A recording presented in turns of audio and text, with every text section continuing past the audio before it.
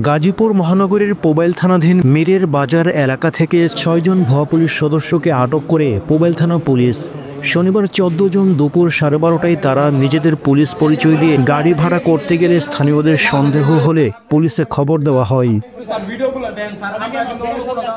আটককৃতরা হলেন নারায়ণকুল এলাকার সাব্বির রহমান, সীমান্ত খান, সাবেক পুলিশ সদস্য হৃদয় খান, বসুগাঁও এলাকার আনন্দমুল ও ফাহিম সরকার এবং হারবাইদ এলাকার শাহরিয়ার। তাদের মধ্যে একজন পূর্বে পুলিশে চাকরি করতেন বলে জানা যায়। অন্যদিকে পোবাইল থানার পুলিশ ঘটনাস্থলে পৌঁছে তাদের জিজ্ঞাসাবাদ করলে তারা ভুয়া পুলিশ পরিচয়ে প্রতারণার কথা স্বীকার করে। আটককৃতদের কাছ থেকে একটি পুলিশের জ্যাকেট, পুলিশের ক্যাপ, 2টি ওয়াকিটকি ও 2টি খেলনা পিস্তল, একটি হাতকড়া, ছিনতাই ও ডাকাতিতে ব্যবহৃত বিভিন্ন সরঞ্জাম জব্দ করা হয়।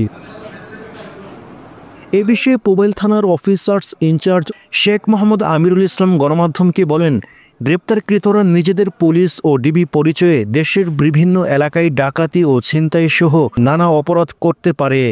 তাদের ব্যাপারে বিস্তারিত জিজ্ঞাসাবাদ চলছে এবং তদন্ত শেষে তাদের বিরুদ্ধে আইনগত ব্যবস্থা গ্রহণ করে আদালতে পাঠানো হবে।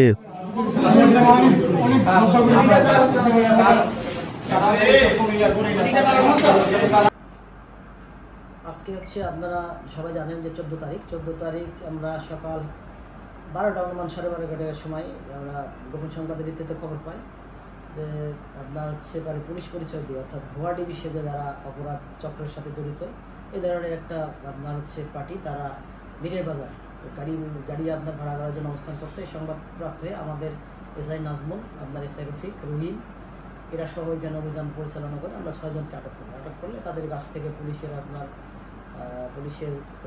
জ্যাকেট, লাইফ জ্যাকেট, তারপরে আপনার পুলিশের হচ্ছে বুলেট প্রুফ জ্যাকেট, আপনার স্টিক, আপনার হচ্ছে সিগন্যাল লাইট, আপনার রিফ্লেক্টিং ব্লেড, হ্যান্ডকাপ, খেলনা পিস্তল, আপনার খেলনা ওয়াকিটকি, এগুলো সহ তাদেরকে আমরা আটক করি।